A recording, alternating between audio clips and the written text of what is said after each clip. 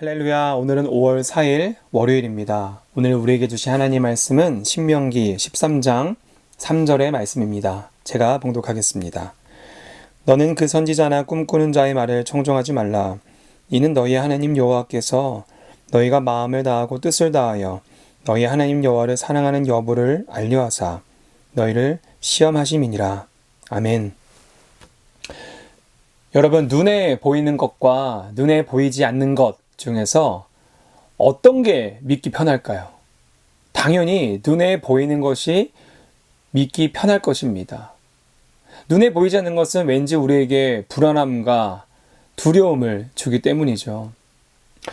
광야라는 곳이 참 그랬습니다. 아무것도 보이지 않는 곳 같았지만 하나님께서는 그들에게 기적과 표적을 보여주시면서 그들을 이끄셨고 하나님의 백성으로 성장하게 하셨습니다.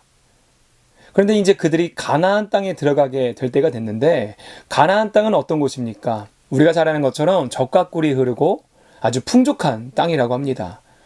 그 광야에서 가나안 땅으로 들어갔을 때에 이전에 얻지 못했던 풍족함과 그 평안함 속에서 이스라엘 백성들이 겪게 될 유혹들에 대해서 하나님은 말씀하고 계십니다. 거짓 선지자들이 그들에게 나타나 이렇게 말한다는 거예요. 기적과 표적을 보여주면서 하나님이 아닌 다른 신을 섬겨라. 내가 보여주는 이 신을 섬기기만 하면 너희에게 평안이 있을 것이다. 다 잘 될 것이다. 모든 일이 원하는 대로 될 것이다. 라고 말한다는 거예요. 여러분, 참 혹할 만하지 않습니까? 원하는 대로 될 거라는 거예요. 고난이 없을 거라는 거예요. 우리는 이것을 거짓 평안이라고 합니다. 그럼에도 불구하고 사람들은 왜 거짓 선지자들의 현혹되곤 할까요? 그들이 세속적 안정과 번영을 약속하기 때문입니다. 모든 것이 잘 될 거라 말하면서 우리의 고난을 말하며 하나님이 너희를 사랑하지 않아서 너희에게 고난이 찾아오는 것이야. 너희가 원하는 대로 되지 않는 것은 너희 하나님의 능력이 없어서야. 라고 말하고 있습니다. 정말 그럴까요? 그런데 우리 하나님께서 그 거짓 선지자들에게 이기는 방법이 없었을까요? 쉽죠. 아주 쉽습니다. 그 거짓 선지자들이 보여줬던 기적보다, 표적보다 더 큰 이적을 보여주시면 됩니다. 그럼 사람들은 자연스럽게 하나님을 따르게 될 것이에요. 근데 하나님이 이상하게 그러지 않으세요. 왜요? 그건 하나님의 방법이 아니기 때문입니다. 제가 한때 청소년 사역을 했을 때 어느 한 주에 이번 주 내가 뭔가 좀 열심히 해봐야겠다라고 생각한 적이 있습니다. 그래서 한 주 동안 10명에 가까운 아이들을 매일매일 만나면서 신방을 했습니다. 근데 그때 그 아이들이 제가 물어보지 않았음에도 이런 말을 하는 거예요. 제가 전도사 시절에 전도사님, 제가 이번 주엔 교회 꼭 갈게요. 제가 이번 주 절대 늦지 않을게요. 와, 이런 얘기하는데 얼마나 기분이 좋던지요. 그리고 제가 전화를 하기만 하면 아이들이 이번 주에 교회 꼭 온다는 겁니다. 제가 정말 큰 설렘을 가지고 주일을 맞이했습니다.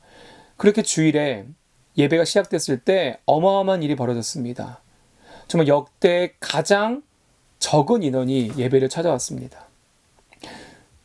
제 안에 말할 수 없는 헛헛함과 공허함이 찾아왔습니다.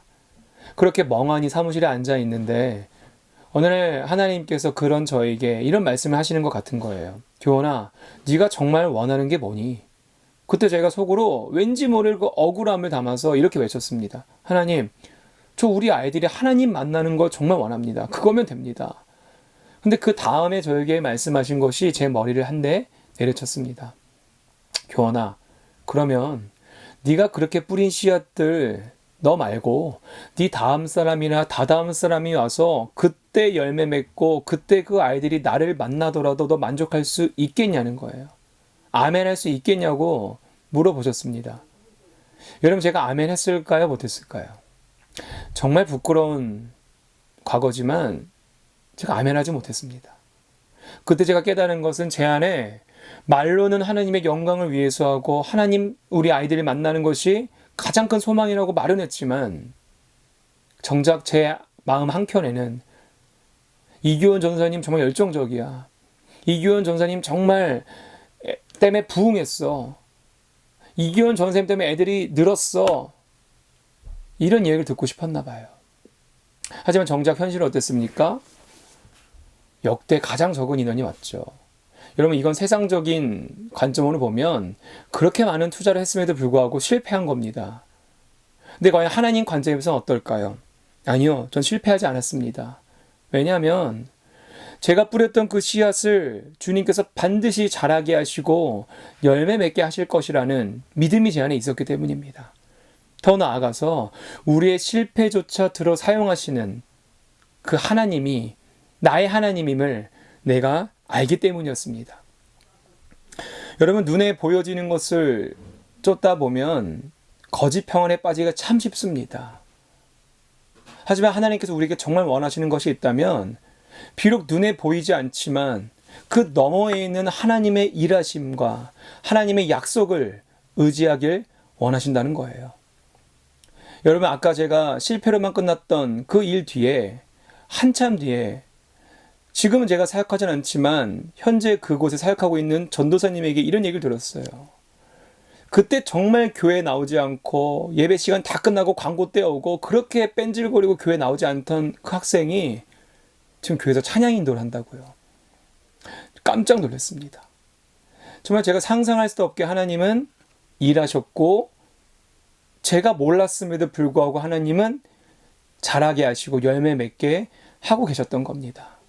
여러분, 우리 눈에 보이지 않는 그 하나님의 일하심을 의지하며 살아갈 때, 그 믿음을 가지며 살아갈 때 우리가 그리스도인으로서 더욱 성장할 수 있을 줄 믿습니다. 오늘 하루도 하나님의 약속을 믿고 우리를 인도하실 그 주님을 따르며 살아가는 저와 여러분 되시길 주님의 이름으로 소망합니다. 기도하겠습니다.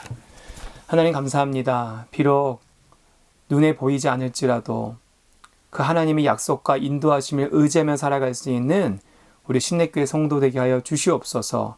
거짓 평안에 속지 않게 하시고 주님께서 주시는 참된 평안을 찾으며 구하며 살아가는 우리 되게 도와주시옵소서. 살아계신 예수님 이름으로 기도합니다. 아멘.